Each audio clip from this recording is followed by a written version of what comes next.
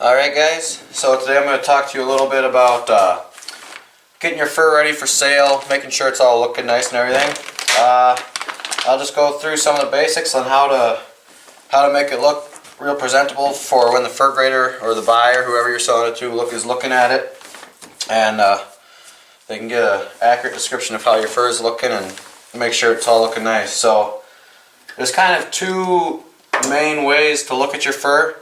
You're going to have fur in or fur out. So, coyotes, fox, lynx, everything like that, your fur out. And then coons, muskrats, all stuff like that, it's going to be fur in. So there's really two ways you can look at getting your fur ready. So we'll start with the fur out stuff. So I got a couple fox here. Both relatively nice fox for our area. This one's obviously a little bigger here. So I'll just talk about the fur here real quick. This, it's a decent red fox. I'm not going to say this fur is great. If you can see down at the bottom here, or up here, you have real nice fur coming down. So this top half is great fur. And then you get down here, once it starts to get shorter, a little bit coarser, speckled hair like this, that's not the greatest fur, but there's nothing you can do about your fur. So flip it over to the back side, or the belly side here. Take a look at that.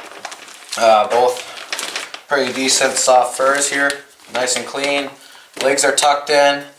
When I pin them on the board, I pin these legs together. That way, there's not a huge hole here. If you see with the fur sitting like this, that belly looks. If you come from here, that belly looks nice and full all the way through here. Now, if you didn't pin your legs together, you're gonna have a hole from way up here in the crotch here is where it first starts, and it's gonna dry, and you're gonna have this big scallop look. So filling in that fur when you put it on the board is pretty important. So to get your fox ready, just comb the fur down. It's not real hard. Get it all combed down so it's laying nice and straight. You can go through the tail if you want a little bit. Ain't too big of a deal. And then when you take it, just grab it by the nose and the base of the tail and pop it a little bit. Just fluff it up like this. That's going to make it a real nice, it's not going to give it that combed look, like where all the comb marks are still in there. It's just going to make that fur look really, really fluffy. So when you do that, the fur is really poofy. It looks, thicker, longer, everything that you want. So, see, when you comb it, it has all these lines. You can see all the lines in here from the brush going through there. So you just brush it out. No big deal here. Grab it by the head, grab it by the base of the tail, and fluff it up. So now it's laying nice, but you got rid of those comb marks. So that's really all there is for the fox. They're ready to go. They're ready to go for auction. So put those away, and we'll move on to the coyotes next. So, got a couple different coyotes I'll show you here. So, you can see, hopefully in the camera, that the fur is a little bit different. This one's a little bit browner. This one's has a little less brown, but the fur isn't quite as nice. It was just a different coyote. And if you look at the tails, this one coyote's tail is all chewed up. It was kind of missing a lot of its hair. If you look at this one, it's nice and bushy. There's nothing you can do about it. This one's bigger here, but there's really nothing you can do about it. But the combing out and getting it ready for sale is the same as the fox.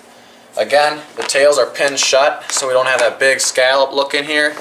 Or I shouldn't say the tails. The legs here. The legs here are pinned closed, so that you don't have that big old scallop look when it dries in here. You pin those closed. Oopsies, there's my brush. And belly's alright. Again, legs are tucked in. This here had a little bit of rub on the belly. Nothing you can do about it. You just gotta, when you're combing your coyotes, just comb right over it. You gotta just blend it in. See, now that hair is starting to look real good, I'll get this one combed out too. Just comb it down. You don't need to back comb it or anything. Back comb it when you skin it, or before you skin it, make sure you you comb them out. You can back comb them to get all the burrs and all the dirt out and everything. But when you got them dried like this, ready to go, just comb them down. Flip it over, do the same thing. Get them all nice and combed out like this. A little bit on the tail just to fluff it up a little bit. Bring it down the back. It's not real hard. This tail, you know, I said this tail's kind of chewed up and stuff. There's not a whole lot you can do on fluffing this up. It's missing the hair. You're not going to gain anything. All you can do is make it look as poofy as you can. And so, again, grab it by the head, grab it by the base of the tail, and just fluff it. That's gonna, you can see, it just poofs. It doesn't have this laid down look. It's laying nice, but it's poofed up. And as you can see, this one had a little bit of a, you can see where the main line comes down here. You know, that's technically the center back. It's not quite centered. No, that happens a lot when you flip them. You can have them centered from when it's fur in, when you're first drying it on the board. You know, you may have it centered, but when you flip it out, a lot of times it can roll a little bit. When you slide it back on, it's not going to line up straight. Just look for that whenever you're putting the fur back up. You know, it's got nice fur on them and everything, so they'll both be pretty decent coyotes. This one is bigger, but I'm guessing, and it has less brown in it. But with the belly, you know, this rub spot here and everything else, the fur not looking quite as nice, I'm guessing this one's going to bring more anyways. But that's all for coyotes. All of your, you know, bobcats, lynx, wolverine, anything you're putting, wolves, if you're putting it fur out, you can do it all the same way. You know, cut or get your fur laying nice, combed out, legs tucked in. Pin this shut as much as you can, so it's not a huge, because this hole is all the way up here. So if I went to pin this together, there would have been a big hole right in here, and this would all be open skin. And you want to cover up as much of this inside skin as you can. So that's why you pin them legs together. Other than that, coyotes, pretty easy. That's kind of how you do all the long haired fur. So that's that. I think next I'll move on to the raccoons. So got a couple different coons here. Obviously this one's way bigger, but it's also blue. Caught it early fall. This one's smaller, but it's good in prime here. So coons, first thing, you know, obviously when you get them on the board, they're drying. You're going to be rubbing them down if they got grease on them. But a lot of times you take them off the board, you hang them up or set them wherever.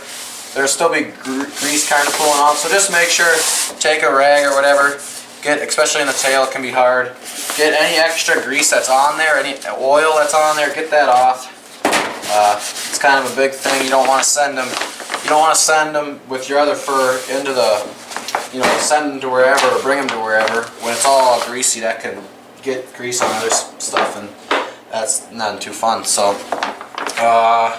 getting these ready, you know, to comb them out, it's pretty simple. I'm just going to flip this around real quick. Just get in here, get underneath the flaps, under here with your brush, and give them a nice combing. Get on both sides, get on the flanks here, flip up the flanks and get them combed out. Pretty easy. Push it down, just get it all the way down to the tail. Kind of take the tail, flare it out a little bit, make it all wild. Really poof up the fur. That's kind of the important part. It's good to have your fur looking nice in a laid fashion, not all messed up and mangled, and you want it also looking poofy. So that's two big things to do there. So I don't know if it might be hard to see this, but if I take this one's got a real nice thick fur on it. You know, that was a winter coon. This one here, if I do that same thing to this one, you know, it's a bigger coon, but it was caught in fall. The fur isn't quite as big and poofy, but that's just the way it is. I think this one my cousin brought me. He had coons on his place. He trapped out, so that's just the way it is. No big deal. It's still a decent coon. Comb it out the same way, and then when you you know, you want to get these fluffed up. So what I like to do is just set this one aside here. Take it and just hit it, kind of bounce it around a little bit. You know, that's gonna fluff it up. So now it's looking all laid down nice, but it's also fluffed up. So when they come in here, they're gonna look at the coon, look for holes. This coon, it's got a few little marks in here, might go slight. Just that's just from ticks or whatever. Other than that, looks like a good coon. They're gonna come right here. They're gonna feel how thick it is, just like this. They're gonna just grab it. They're not gonna sit here and look at the fur a whole lot. They're just gonna grab it, feel like this. Oh, it's nice and thick, and call it good. So get that all combed out, looking nice, and then poof it up. Just kind of bounce it like that. That's gonna give them that nice fur. And a lot of times guys don't know about these inspection window here. You have to cut out a hole here so they can feel your fur. So all you need it is the size of a hand, like about a full-grown hand. You don't need anything huge. You don't want to be coming way up here to the legs. You don't want to be going way out to the side. If you take your hand and lay it in there, that's the size you need it. That alone will tell you exactly how. And my hands are, you know, relatively to size, I would say normal size. They're not huge, but they're not small. So my hand fits in there about perfectly. This one, I just came up here above the penis hole and call that good. So that's how you get the coons ready. Nothing too hard about it. You just get in here, get underneath the flanks, get them all combed out, and come down the tail, and then fluff it up.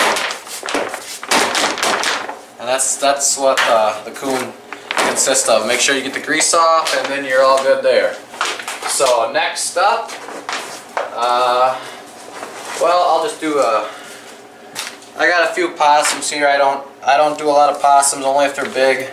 If they're small, I'm not going to waste my time. But it's the exact same thing as a coon. Come in here, get any extra grease off of them.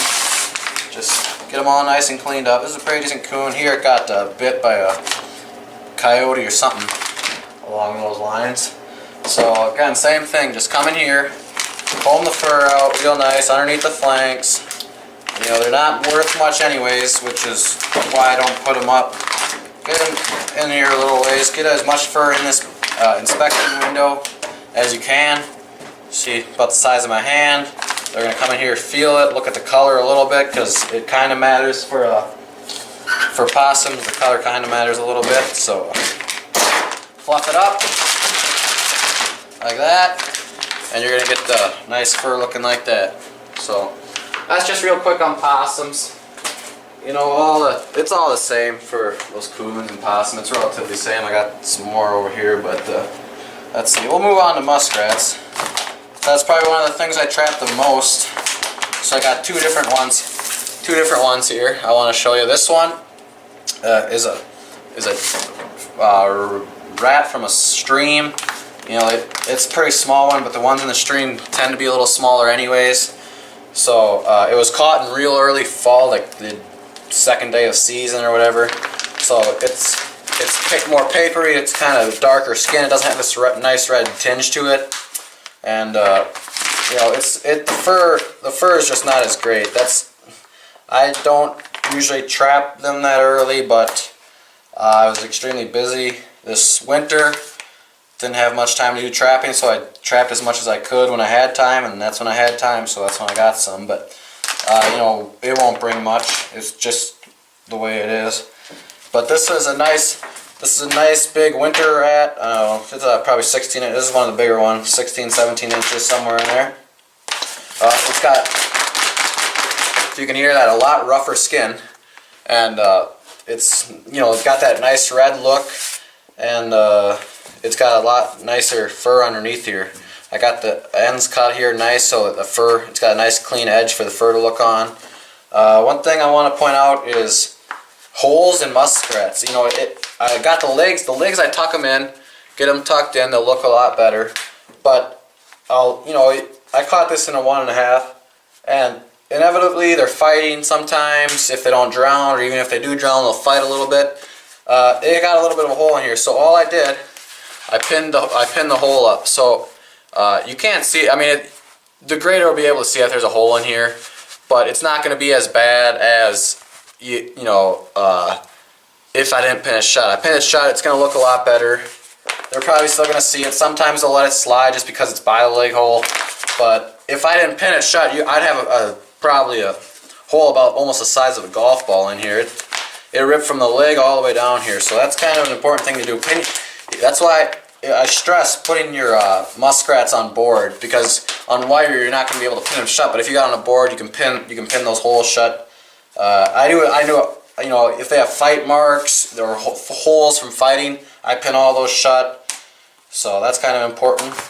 So to get them ready, I usually, you know, same thing. If there's grease on them, a lot of times the muskrats aren't bad because there's not much fat on them to begin with. But wipe them down if there's any grease on them.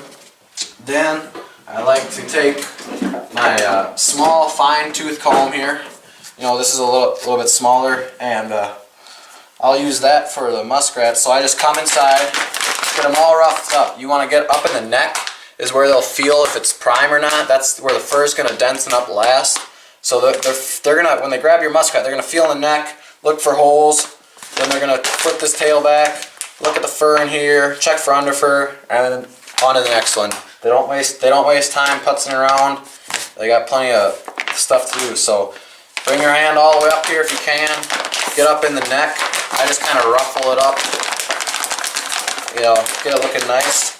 And then I come in here. I take my little broom and I go right on the inside of the muskrat here, just inside, about as far up as I can. Comb it down, flip to the back side, get the comb in there, comb it down again, and then I just comb the outsides down. And now the outsides are looking real nice and clean. So when they come in here, they flip it up like this. They're gonna just see the nice fur in there. So that's muskrats. You know, it's pretty simple. It doesn't take a lot of time. They're not worth much right now, anyways. But it's worth to get as much as you can. So put in the work to get them looking nice. You know, it's important. It's important to get your fur looking nice. Otherwise, don't waste your time putting it up. If you're not going to make much on it anyways, and you're doing a crappy job of putting it up, don't waste your time putting it up. Or, you know, don't waste your time trapping or anything. Just, if you're not going to do a good job putting it up, don't waste your time. We'll grab a couple mink here. Again, I got two different looking mink. This one I caught about the same time that I caught that muskrat that I just showed you. It's blue skin, you know, not going to be worth as much, but that's just when I had time to trap. Here's a nice big winter muskrat, or excuse me, mink that I caught. It's got thicker fur, thicker skin, and it's bigger. This was a big male. This is a female here. They're pretty similar to you know, all the cased in fur is all really the same for getting it ready.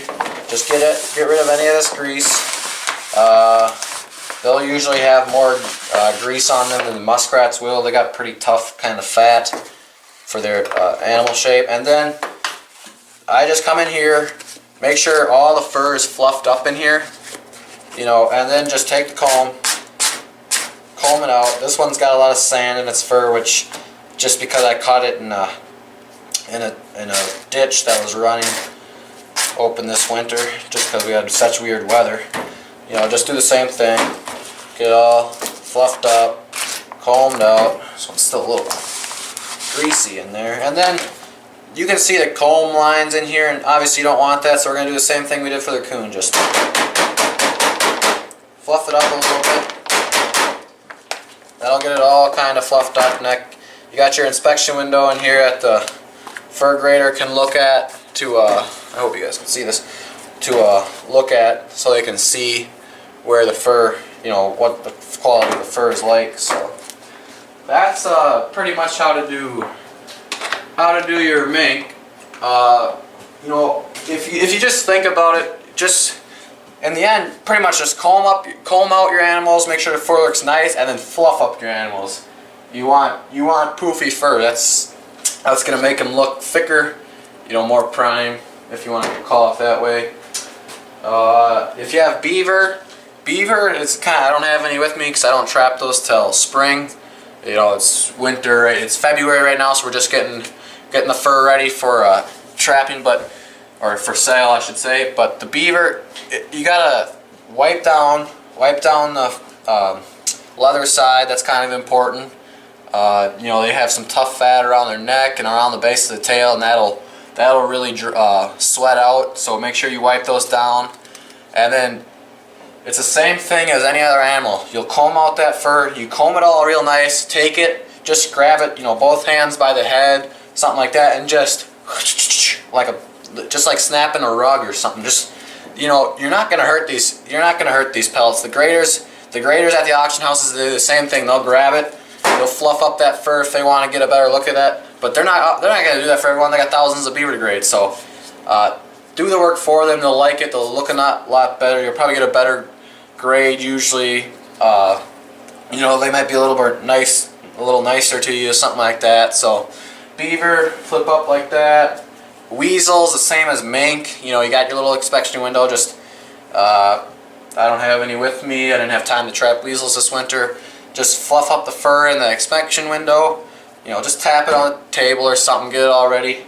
Other than that, you know, if you have any questions, just leave them in the comments down below. I'll try to answer them.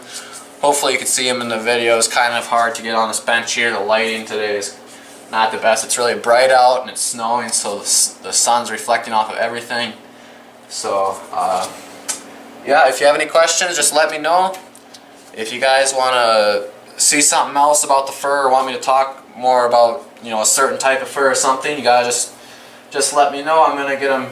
Hopefully all my fur will be out of here within a month. I got a little bit of time to trap yet, but I'm pretty much done with muskrats and mink. Spring coon trapping will come here pretty quick. Depending on the weather, we'll see how coyote and fox trapping goes. Beaver trapping won't come until the rivers start opening up, so that'll be March, April. We can trap beaver until May 15th or somewhere around there. So I usually don't go that late, but right that first 2 weeks after the river starts to open up, the beaver pellets are still nice and prime, and I'll get a few of them there. So other than that, that's all I really got for you. If you have questions, just let me know. I'll try to answer them. Hopefully I covered everything. Other than that, good luck trapping.